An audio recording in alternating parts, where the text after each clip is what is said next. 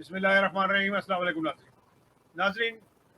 پاکستان کے حالات جس طرح خرابی کی طرف جا رہے ہیں, افراتفری کا عالم ہے, نہ حکومت کو سمجھ آ رہی ہے کہ وہ کیا کرے, اور نہ جو اپوزیشن, جو سو کالڈ اس وقت اپوزیشن عمران خان کی ہے, بلکہ دو حکومتیں بھی ہیں, ان کو نہیں سمجھ آ رہی کہ حکومت کیسے کی جائے. بس ان کے ذہن میں ایک چیز ضرور ہے, وہ یہ ہے کہ ہم وہ کام کر دیں کہ جو دنیا میں سے نرالا ہو اور وہ کسی نے نہ کیا ہو. پچھلے دنوں 22 تاریخ کی رات کو حافظ آباد کے ایک چھوٹے سے گاؤں کے اندر, جس کا نام ہے پریم کوٹ, وہاں پر جا کے پولیس نے اور حکومتی نمائندوں نے جا کے وہاں پہ قبرستان پہ دعویٰ بول دی, اور تو کچھ چلی نہیں ان کی. قبرستان کی قبروں کو اجاڑا خوب انہوں نے, اور وہاں پہ باقاعدہ پولیس نے اپنی وردیوں کے اندر اور کچھ سول ڈریس کے اندر لوگوں نے ان قبروں کو توڑا. میں بلکہ وہ آپ کو دکھا بھی دوں گا کہ یہ کر کیا رہے ہیں. تو یہ صورت حال ایسی ہے کہ ان کو اس پہ صرف اور صرف ماتم ہی کیا جا سکتا ہے, اور دکھ ہوتا ہے کہ ان کا بنے گا کیا. تو میرے ساتھ آج گفتگو میں شامل ہوں گے ملک نسیم صاحب, جو پہلے بھی آپ جانتے ہیں. ملک نسیم صاحب کا تعلق سویڈن سے ہے, وہ ہیومن رائٹس کے اوپر خاصا کام کرتے ہیں, اور ابھی بھی مختلف ملکوں کے دورے پہ ہیں. میرا خیال ہے اس وقت بیانہ میں ہے. میں ان کو لائن پہ لیتا ہوں اور ان سے بات کرتا ہوں.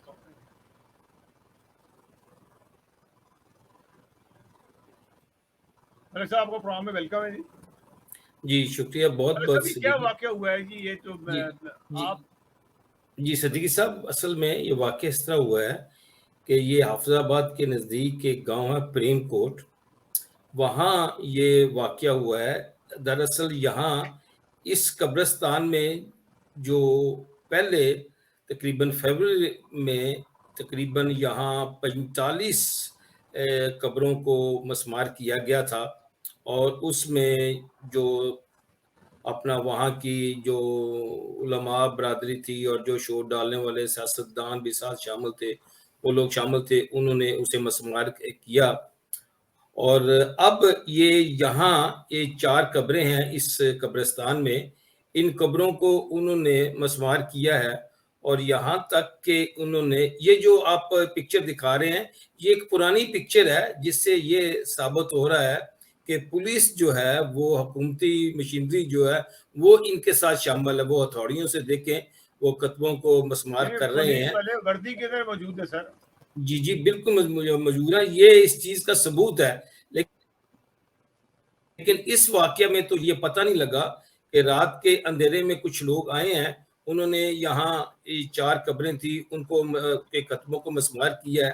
اور جب سب سے دکھ والی بات یہ ہے کہ آپ اندازہ کریں کہ قبروں کے اوپر انہوں نے ایک لفظ ایسا لکھا ہے جسے آدمی کو خدا کا خوف نہیں لوگوں کو آتا, کہ قادیانی کتا, وہ اس کے اوپر قبر کے اوپر لکھے گئے ہیں. آپ کے پاس وہ جان کے وہ پکچر ہے. تصویر دکھائی ہے کہ مجھے جی افسوس ہو رہا تھا کہ اتنے بھی کوئی بے شرم ہو سکتا ہے, اتنا بھی کوئی بے شرم ہو سکتا ہے کبھی بندہ.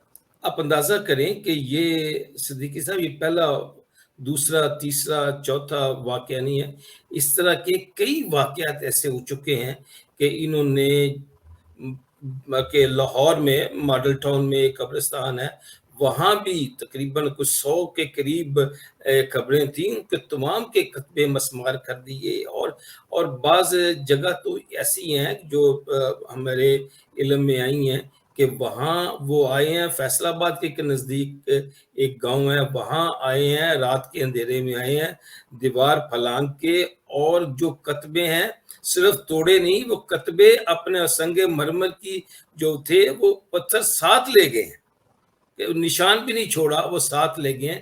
یہاں تک یہ لوگ چلے گئے ہیں کہ ان کو کوئی خدا کا خوف نہیں کہ اللہ تعالیٰ کو کیا جواب دینا ہے.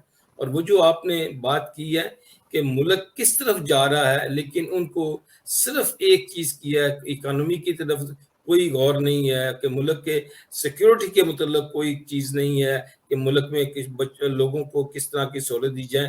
لیکن ایک چیز, وہاں کی عوام, وہاں کی حکومت, وہاں کی پولیس, وہاں کی عدالت, ان کے ذہن میں صرف ایک بات ہے کہ کس طرح سے جماعت احمدیہ کے افراد کو اذیت پہنچائی جائے اور ہمیں کچھ سکون ملے.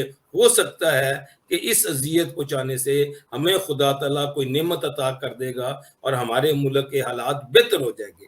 مجھے تو یہ لگ رہا ہے کہ ان لوگوں کے نزدیک اب یہ اس کا خاص طور پہ پنجاب کی حکومت، پنجاب کے وزیر اعلیٰ جو ہیں وہ اس چیز پہ اب مصر ہو گئے ہیں کہ اب ان کے ذہن میں یہ چیز ہے کہ ہو سکتا ہے کہ اس طرح سے ہمیں اللہ تعالیٰ کی کوئی اپنا نعمت مل جائے، اللہ تعالیٰ کی طرف سے کوئی ثواب ملے اور ہمیں کوئی غیبی امداد آ جائے کہ ہم جماعت احمدیہ کے احباب کو اذیت پہنچائے۔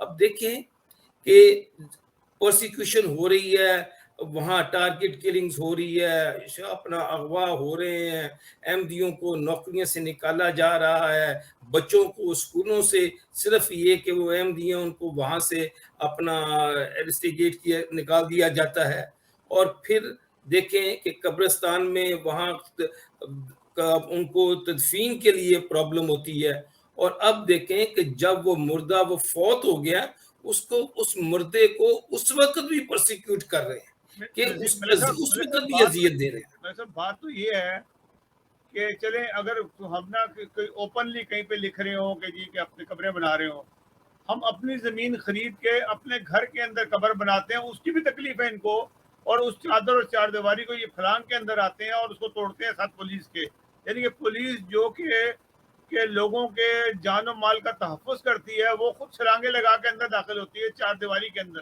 اور یہ کام کر رہی ہے۔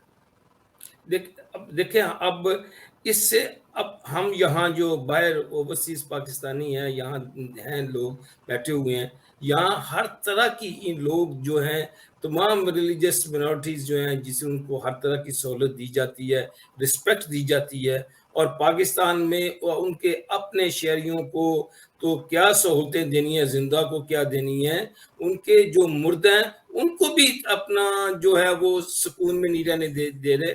تو یہ اللہ تعالیٰ کا پتہ نہیں، اللہ تعالیٰ کے عذاب کی طرف یہ جا رہے ہیں یا اللہ تعالیٰ کی نعمت کی طرف جا رہے ہیں، یہ تو اب فیصلہ تو پاکستان کی حکومت اور عوام نے خود ہی کرنا ہے۔ لیکن افسوس ہو رہا ہے کہ یہ ملک جو اتنا عظیم ملک تھا، یہ ابھی چند دن ہوئے ہیں کہ یہاں ڈسکشن ہو رہی تھی کہ پاکستان وہ ملک تھا جو 1960s میں جرمنی اور چائنا کو قرضے دیا کرتا تھا، بالکل۔ اور آج دیکھیں کہ وہ اس ملک کی حالت یہ ہے کہ ابھی پتہ نہیں ہے، یہ حکومت کے اعداد و شمار ہیں، یہ اپنا انٹرنیشنل اعداد و شمار ہیں کہ کسی وقت بھی بینک کرپسی کی طرف تنخواہوں دینے کے لیے پیسے نہیں ہیں۔ اور یہ چیز جو ہے، یہ تمام گراف جو ہے میں نے آگے بھی آپ کو بتایا تھا کہ 1974 کے بعد جس دن سے یہاں کی پارلیمنٹ نے اپنے ہاتھ میں خدا کا فیصلہ لے لیا ہوا ہے، تو اس طرف سے اب خدا کا فیصلہ جو ہے اس کا جواب تو میرے نزدیک تو یہی مل رہا ہے کہ حالات یہاں تک پہنچ گئے، روزانہ ان کو اللہ تعالیٰ کی طرف سے عذاب ملتا ہے، اور وہ کچھ ان کے ساتھ ہو رہا ہے جو دنیا میں کسی ملک میں نہیں ہو رہا، جو پاکستان میں ہو رہا ہے۔ تو یہ سب جنسی ہے، یہ اس کو سمجھنے کی بات ہے۔